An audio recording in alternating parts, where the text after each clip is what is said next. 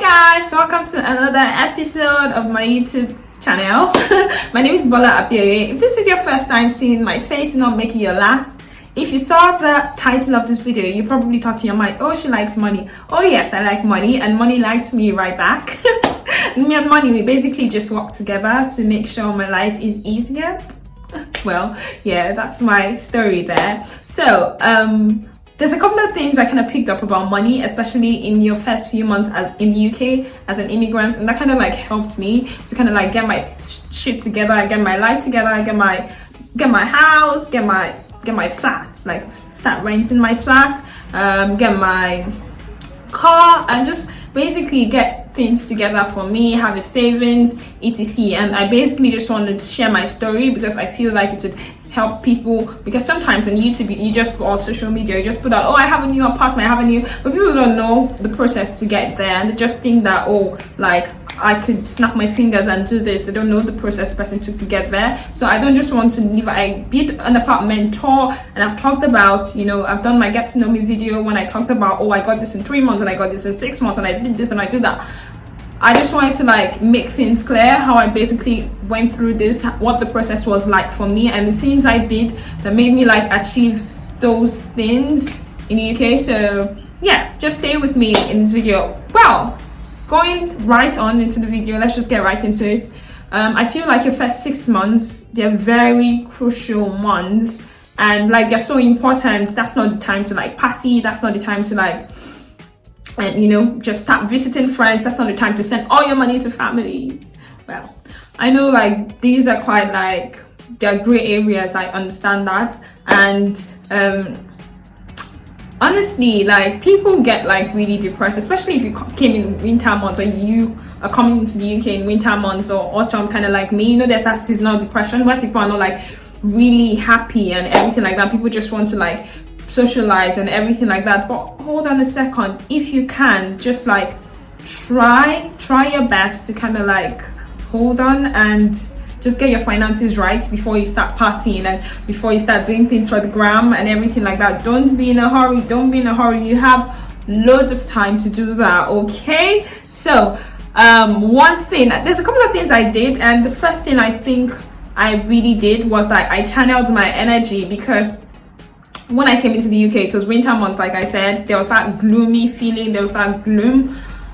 It's just like that dark clouds covers everywhere, and people are not really happy, and everything is just really gloomy and all that. So yeah, what I really did was, one thing I really did was I made sure I channeled that energy, because I was having like my extra time. It's a new environment for me. So you go to work and you come back in the evening. So what do you do in the evening? You know, then you start thinking, and then you're on your own, you're isolated and everything like that. So one thing I really did was I channeled that energy back into work. I know this may not sound healthy, but it was healthy for my finances. Hello. So yeah, it was healthy for my finances, because I worked Sundays. I took extra like work basically, and so I was able to like save up money to like do stuff. Yeah, so I made sure I channeled my energy into the right place, back into work to make more money, okay? So another thing I think I did was there was extra work that I had. I kind of called this like retained work from home, from back home, or for me, in my case, I retained work from Nigeria, because I'm from Nigeria. So I retained my work from Nigeria. I had like, when I was coming to the UK, close to, you know, when you're like preparing to travel and everything gets busy, and you're just like, oh my God, how do I get this done? Because like, you know, especially if people are giving you work. For me, I worked like, I had a side also, like I'm a physiotherapist, but I also had like an extra work as a writer, editor, a ghostwriter basically. So I had like some extra gigs coming, and I was like, oh my God, I'm so busy, how do I do this? But I was like, you know, wait, hold on a second. So I don't know, I kind of like try to foresee things, and I'm just like, you know what, maybe I should just keep this job on the side and just agree. To an extent, the client didn't actually give me a choice. So I was like, you know what, let me just do this last one more for the culture. So I did that one. I just kept that job. I said, okay, I'm going to do this, but I hadn't done it, so I took it along to the UK. So this actually worked out for me, because I kind of like end about, oh gosh, the value of naira has dropped against pounds now, but I end about, see, like 500,000 naira. So around that time, it's not exactly close to £1,000, but yeah, if you're using bank rates, it's kind of close to £1,000, so maybe like £800. Yeah, you can correct me, but yeah. So I earned that. So I just kind of like had that extra money to like sort out some things, because obviously moving is not cheap. Moving is not cheap, guys. So yeah, I kind of had that extra money to like sort out some things that had to do with moving and like settling in, etc, you know. So and there was then extra cash that kind of like came from me moving. My company kind of gave me like some extra like fees and all that, so like fees for moving. So it's called relocation fees. Some companies give, some companies don't. So that was quite useful as well, to like settle some things that had to do with moving, because I know that sometimes when people come, because they needed a lot of money for moving, they have to first settle like how they came. Maybe they need to like pay back some money in some cases, or they need some money to actually settle rent, like in my case, and you know, things like that. So that was kind of what I did. I kind of used that money for some of those things, and so like it just made my life easier to have that money at my disposal. Then I channeled my energy, like I said earlier, I took extra shifts. Then another thing I did was, guys, I lived close to work. Now I don't live close to work, but back then I lived very close to work. One thing that actually eats up people money in this UK is transportation. If you're living far from work, God, you're gonna spend money. You are gonna spend money. So yeah, so I lived close to work, and I would walk. I would walk to work.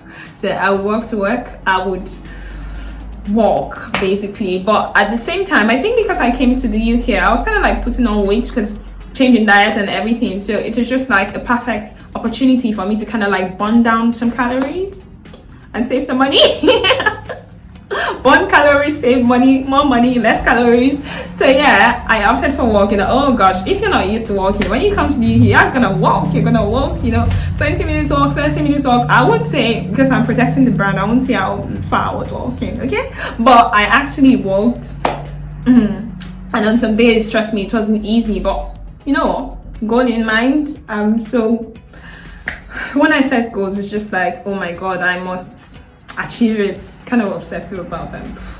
Well, so I was walking to work. I was on some days it was tiring, but I just knew what I wanted to achieve. And to be fair, the bus system from home to work, so it's a short distance, and the bus system was not good. I can't stand at the bus station and then be still miss the bus after being early and still get to work late. So you know what, walking just fitted into the whole scenario for me. So I was walking to work so I could save money on transport, and then I brought food from Nigeria. That's another tip. Guys, I was making my soups, I was making my ogbonna, I was making my everything, I was eating my amala, I was making my Nigerian food. So that makes me happy, because in my area I couldn't find some of those foods as well. So I was quite happy to to be making my foods myself, doing my meal preps and everything like that. So I was doing my meal preps for the week. I was making food that I took to work for lunch, and then I would come back home, I would make my dinner. Oh gosh, I lived in a shared accommodation then. I'm still coming back to that, but my husband was like, oh my God, you love to cook a lot. And I actually made them taste jollof. Actually, I have videos of it. And we were like, oh, I like jollof. Funny thing was, one of my housemates was a chef, so she really liked my jollof. So guys, my jollof is good. My jollof is bam. Hey, but don't worry, maybe I'll bring my Indian friend on this. Shout out to Ritika. I'll probably bring her on this channel. She's going to tell you about my jollof rice. Okay, but okay, so going back to the point, what was I even saying? Yeah, so I cooked a lot, and I saved money doing that. And then another thing I did, I lived close to work. Well, I've said that already.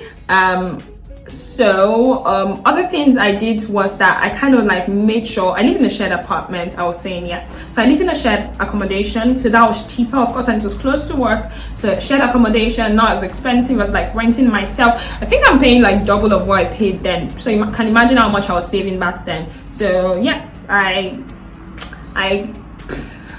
saved a lot of money on rent and transport and food. Those are the things that typically take your money, right? So I saved, and then I was not partying. Okay, I was not partying. You see my makeup and my lipstick and everything now, and probably look like a party girl if I just say so myself.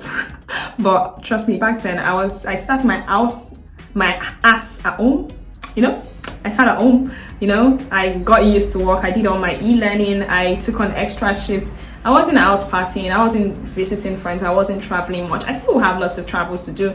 There are friends that are probably really pissed about, that are probably mad at me right now because I haven't come to like visit like I promised. Like, oh gosh, I'm supposed to have dinner with one of my friends. Well, I haven't had dinner in ages because, you know, I have not been able, I've not traveled basically. Well, that's a different case. But back then, I think I had the opportunity to travel to go see her. But I was just like really bent on like, you know what, I just felt like my attitude to everything was like, you know what, I will do this for the 6 months and then I have the rest of my time to do whatever I want now that I'm settled and everything like that. So I basically sacrificed that time. So I lived in a shared accommodation for about 5 months and all that. And shared accommodation is great, but let me just talk briefly about my experience in shared accommodation. So shared accommodation is great. Oh, maybe I should just do another video on that. Well, yeah, I'll talk about it. So shared accommodation is actually great, but the thing about shared accommodation is like sometimes you if you're living with other people, you kind of have to work with their schedules. For instance, let's say you have flatmates that has sleep problems, and then they tell you, and you're just trying to be respectful and everything. Or maybe it's even your landlord that lives in, and they have sleep problems. You have to kind of like try to care. You don't want to like offend them. When you go to the toilet at night, you have to be careful. Guys, these are the issues.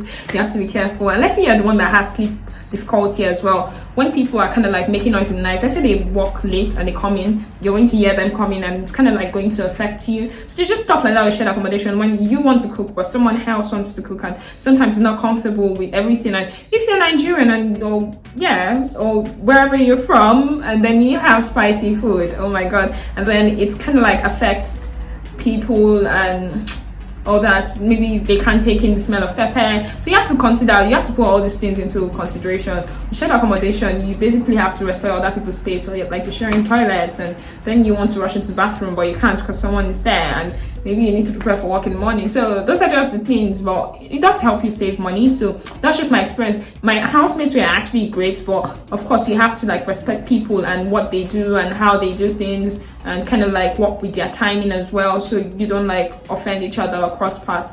Yeah, so it's quite good because I was always working anyway most of the time, and yeah, they just saw me sometimes. We just saw each other sometimes when we were in the kitchen.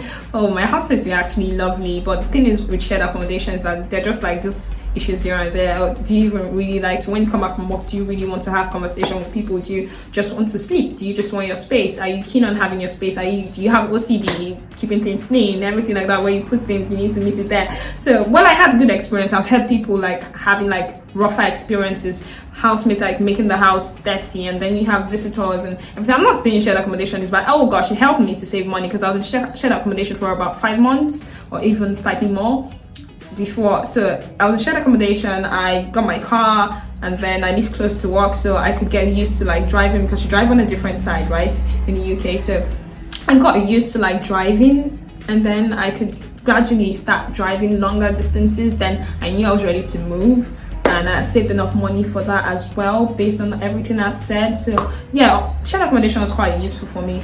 Next thing I did was I didn't shop like unnecessarily. Okay, so though I don't want to say this, maybe that's not correct to say, but yeah, I didn't really shop like that. Well, it's what I did, right? It's what I did, right? So I did shop as such because I was like really saving money. So I just shopped for like own wear because I wasn't going out much anyways. And with my work, I work in healthcare, so you kind of like wear your uniforms and stuff and color of scrubs and whatever, t-shirts, etc. So yeah, I wasn't like wearing clothes to work or anything, so I basically didn't need to wear clothes to, I wore clothes to work, but I wore my uniform. Do you get my point? Of course I didn't go naked to work, but I wore like uniforms to work. I don't know, so yeah, so I didn't have to buy clothes for work, so I only had to buy clothes to be indoors. I wasn't going out anyway, and I had a few, maybe I had like 1 or 2 night outs throughout those 5 months, and I had like clothes from Nigeria anyway to wear to those hangouts. But generally in the UK itself, I just bought like clothes for indoors, like clothes to keep me cozy, and then jackets that I need because I was walking to work. I need jackets to keep me warm, so I basically bought that, but I didn't do any like serious shopping because I was really saving money. Guys, I was really saving money and all that. Yeah, so there wasn't shopping. And like I mentioned earlier, I took extra work, guys. I took an extra work. I said it in my last video now, I made my managers see potential in me and how good I am. Not just potential, reality itself. I was great at my job. I was learning quite well, I was picking up the skills that I needed to pick up, like the new skills, because the different system, different environment, the computer skills, like the different system, and like, you know, just understanding how their documentation works, everything. I picked it up well, and yeah, so I did that. And so they trusted me, and I explained the situation to them. This is what I was trying to achieve. So they trusted me to give me more shifts. So I was channeling my energy, but my managers were also happy to give me more work to do. So I took more work, and that meant more pay. So I took extra shifts and all that. That's how basically I saved money to achieve everything that I kind of like achieved: new apartment, furnishing, etc. And when I achieved everything, when I had kind of like bought everything, and when I earned the money rather, and I needed to like furnish, of course I used my sense and I shopped in a way that was like budget friendly, and that's why I made that video, my house tour video. Left the link again in the description box. Check it out, guys, check it out. Okay, so yeah, I've left the link to some of my previous videos that kind of related in the description box, so just click on it, and then you're gonna see what I did and how I shopped and how I bought my furniture and how I didn't break the bank. Okay. So yeah, this is basically, we've come to the end of this video. If you liked this video, if you like my vibe, please hit the thumbs up button, like my video so other people can see this video, this amazing video, and also leave a comment, guys. Don't be selfish with the comments, please. Okay, I see many people leave comments on my Instagram. Please channel that energy to my YouTube. I love you guys so much. Shout out to all my friends that have been supporting me. I love you guys so much. Yeah, please just like, comment, and subscribe, because there's more coming, I promise. And I'm delivering, guys. Now I'm delivering, so you guys too, and just support your girl. All right, thank you very much for tuning in today. Until next time, bye. Bye.